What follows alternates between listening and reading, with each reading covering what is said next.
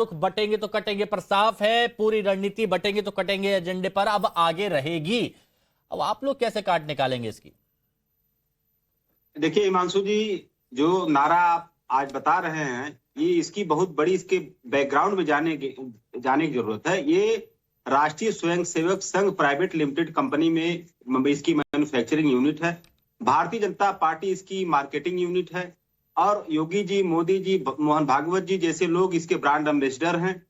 ये प्रोडक्ट जो है समाज में भ्रम और नफरत फैलाने वाला प्रोडक्ट आरएसएस के लैब में बनता है। दूसरी बात, इसका उद्देश्य क्या है? इसका उद्देश्य है छद्म राष्ट्रवाद और धर्मांधता की आड़ में पिछड़े दलितों का आरक्षण लूटना, उन पे शासन करना, देश के संपत्तियों को लूटना, देश पे शासन करना।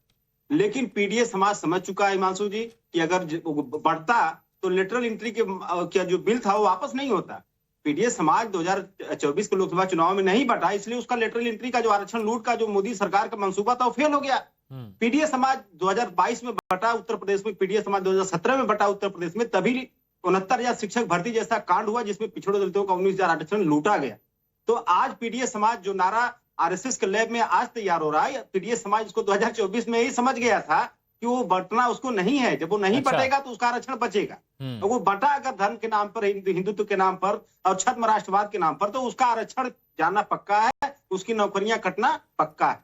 इसलिए पीडीए समाज यूनाइट होकर के इंडिया गठबंधन के साथ 43 सीटों पर उसको विजय श्री दिलवाया। और पीडीए समाज इसी से सीख लेते हुए 2027 में माननीय अखिलेश यादव जी के नेतृत्व में उत्तर प्रदेश में समाजवादी सरकार बनाने का भी मंसूबा बना लिया है। महाराष्ट्र में भी देखिए पीडीए समाज महाराष्ट्र में भी जागरूक है।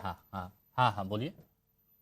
महाराष्ट्र में, झारखंड में जहां भी इस तरह के नफरती नारे लगाए जाएंगे हिमांशु जी, वहां जो देश में अमन चैन में भाईचारे तो महाराष्ट्र में तो एमवीए को आप ही बांट रहे हैं ना, वो यूनाइट रहेगा। महाराष्ट्र में तो एमवीए को आप ही बांट रहे हैं, वहां पर तो खुद बट रहे हैं, खुद कट रहे हैं, ये भी तो देखिए ना। नहीं, वो देखिए, अभी आप यूपी का भूल गए। संजय निषाद जी, उनका भोजन भरी थाली उनका चुनाव निशान था। भाजपा वाले उनका भोजन खा गए, खाली थाली उनके हाथे पकड़ा दिए। अब उनको साथ में बैठ के प्रेस कॉन्फ्रेंस करी, साथ में एकजुटता के साथ में आए हैं। लेकिन वहां पर तो महाराष्ट्र में आप लड़ रहे हैं, बोलते 2 दिन में बता देंगे, 5 नहीं तो 25। तो ऐसे तो नुकसान आप अपने ही लोगों को करवाएंगे ना। उत्तर प्रदेश में अपनी दादागिरी आपने चला ली, कांग्रेस को दूर कर दिया, और वहां पर आप क्या कर रहे हैं? वहां पर तो आपने कांग्रेस ने वहां पर आपको झटक दिया। ठीक है, अब इस पर मैं और डिटेल में आऊंगा, लेकिन गिरी साहब कुछ कहना चाह रहे हैं शुरुआती कमेंट में। हाँ, तो बताइए गिरी साहब, प्लीज बोलिए। बड़ी अच्छी बात कही सपा के प्रवक्ता ने। पीडीए परिवार डेवलपमेंट अथॉरिटी, जिसमें सबकी बात करेंगे लेकिन टिकट सिर्फ परिवार को देंगे। अच्छा, सबको लेंगे लेकिन देंगे सिर्फ परिवार को। और दलितों की बात कर रहे थे, मजेदार, देश की पहली दलित मुख्यमंत्री बहन मायावती ने थाने में एफआईआर करवाया। बाई वर्टिंग बता रहा हूं, जो उन्होंने लिखवाया था सबको फायर, वही बता रहा हूं कि सपा के गुंडों ने क्या कहा, सपा के गुंडों ने मुझ पर प्राण घातक हमले किए, मेरी प्रतिष्ठा लेने का प्रयास किया।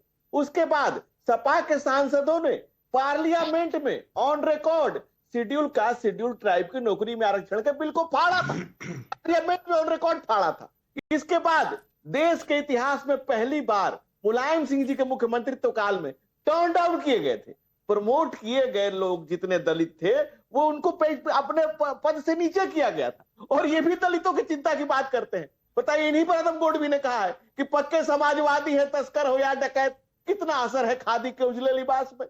खादी का उजला लिबास पहनकर समाजवाद की कैसी परिभाषा दे रहे? अच्छा, नहीं गिरी साहब सुनिए ना, आपने जो एग्जाम्पल उदाहरण दिए वो पास्ट के थे, लेकिन अभी जो लोकसभा चुनाव हुए उसमें ये लोग कह रहे हैं, समाजवादी पार्टी कह रही है कि पीडीए वोट बैंक इनके पास है और इन पर भरोसा कर रहा है, आगे भी करेगा।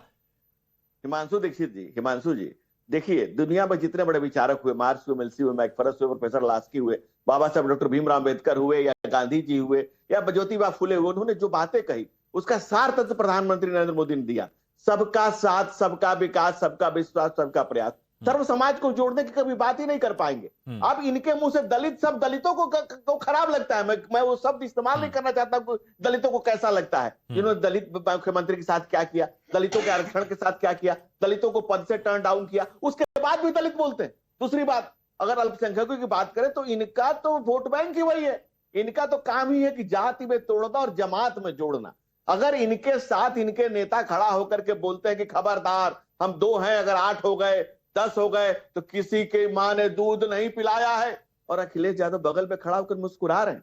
बताइए, अच्छा, इस आपने देश कहा इनका में वोट क्या बैंक ये की संविधान- अल्पसंख्यक है, यानी आप ये मानते हैं कि अल्पसंख्यक आप लोगों के साथ में नहीं है? नहीं, मैं ये नहीं मानता हूं। हाँ। मैं ये मानता हूं कि इस देश का, इस मुल्क की चिंता करने वाला हर व्यक्ति हमारे साथ है, और हम मुल्क के ऊपर किसी को रखने को तैयार नहीं ओके, है। ठीक है। कुछ वरुण पुरोहित जी, राजनीतिक दल, आप हिमांशु जी, लेट मी कंप्लीट, हाँ। 1 मिनट और दे दीजिए। कुछ राजनीतिक दल क्षुद्र राजनीतिक चेतना के कारण स्वार्थों में पड़ करके मुल्क के ऊपर मुसलमान को रख के, उनको मुगालते में रख करके, उनके वोट बैंक को लेकर के मुल्क को तहस नहस भले कर दें, इसको खत्म कर दे, लेकिन उन्हें अपने परिवार को चूंकि बचाना है, चूंकि समाज से क्या लेना देना, मतलब मसला तो सिर्फ परिवार को बचाने का है। अच्छा। वो एक आप गिनती कर लीजिए, परिवार से बचेगा तो बाहर भी किसी को कुछ मिलेगा।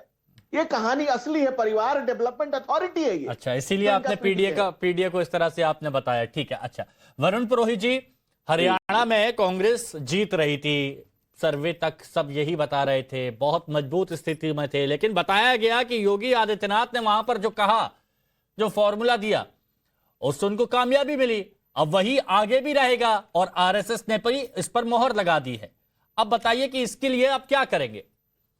हिमांशु जी, आपने अलग अलग प्रश्न है इसमें। आप जो शुरू में आपने इंट्रो में बताया था कि 4 जून के बाद भारतीय जनता पार्टी और उनके अनुवांशिक संगठन है वो चिंता में पड़ गए थे, क्योंकि जेपी नड्डा जी चुनाव में कहने लगे संघ की कोई जरूरत नहीं है, संघ भी इनसे दूर हो गया। तो कई एनालिस्ट, मैं नहीं कह रहा हूं, कई एनालिस्ट कहने लगे हरियाणा में संघ ने मेहनत की इसलिए भारतीय जनता पार्टी आ गई। तो संघ से तो बटोगे कटोगे, तो जो मोहन भागवत जी ने कहा है वो भारतीय जनता पार्टी के अनुवांशिक संगठनों को कहा है कि आप मोदी शाह में बटोगे, संघ को अलग करोगे, जेडी जो जेपी नड्डा जी बयान देंगे ऐसे करोगे तो आप चुनाव नहीं जीत पाओगे, और संघ की शरण में रहोगे तो आप चुनाव जीत पाओगे। एक मतलब तो इसका ही निकलता है। दूसरा मतलब ये निकलता है, कांग्रेस पार्टी के लिए भी निकलता है कि भाई आप बटोगे तो आपकी सीटें नहीं आएगी, आप सत्ता से दूर कटते जाओगे।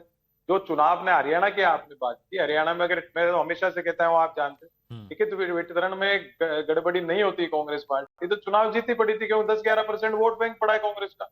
वो वोट तो कांग्रेस को पब्लिक दे ही रही थी। अगर टिकट सही दे देते, ये जो आप बातें कर रहे हो कि योगी का नारा, उसका नारा, उसका कोई काम नहीं करता, योगी का नारा चल रहा होता, उत्तर प्रदेश में पिछड़ते क्यों? जो आपने इंट्रो में कहा, उत्तर प्रदेश में भारतीय जनता पार्टी पिछड़ी, इसलिए ये सारा मैकेनिज्म डेवलप किया गया। विपक्ष को इसमें नहीं उलझना है, ये एक जाल बुनते हैं, विपक्ष अगर उसके जाल में आ गया।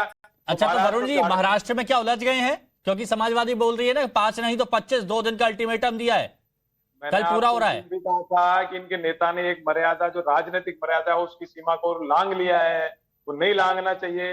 अखिलेश जिसको उस पर एक्शन करना चाहिए था। अगर आप अलायंस को मजबूत रखना चाहते हो, चाहे कांग्रेस हो, चाहे अखिलेश जी की पार्टी हो, दूसरे अलायंस के पार्टी। आज ही बयान आया अखिलेश यादव जी का, आज ही बयान आया, नाराज है, बोलते हैं कि हम तो लड़ेंगे, हमें कोई सेक्रीफाइस वगैरह कुछ नहीं होता है, खुलकर बोला उन्होंने।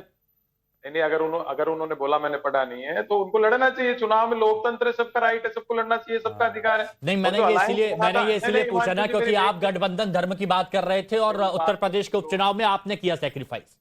बात तो सुन लो, आपकी जो अलायंस बना था, आपको भी ध्यान होगा कि अलायंस बना था राष्ट्रीय चुनावों के लिए, नेशनल चुनाव के लिए, लोकसभा चुनाव के लिए, स्टेट्स के लिए नहीं बना था। स्टेट्स में तो एक दूसरे की सहमति के अनुसार चुनाव लड़ना है तो लड़ रहे हैं। अगर अखिलेश जी को लग रहा है कि उनके 50-25 कार्यकर्ताओं चुनाव लड़ने, तो लड़ना चाहिए, उसमें क्या बुरी बात है। आम आदमी पार्टी नहीं, तो बात तो यही है ना कि बटेंगे तो कटेंगे। अब योगी आदित्यनाथ ने कहा, आरएसएस ने उस पर टप्पा लगाया, लेकिन आप ही लोग बट रहे हैं, आप ही लोग कट रहे हैं।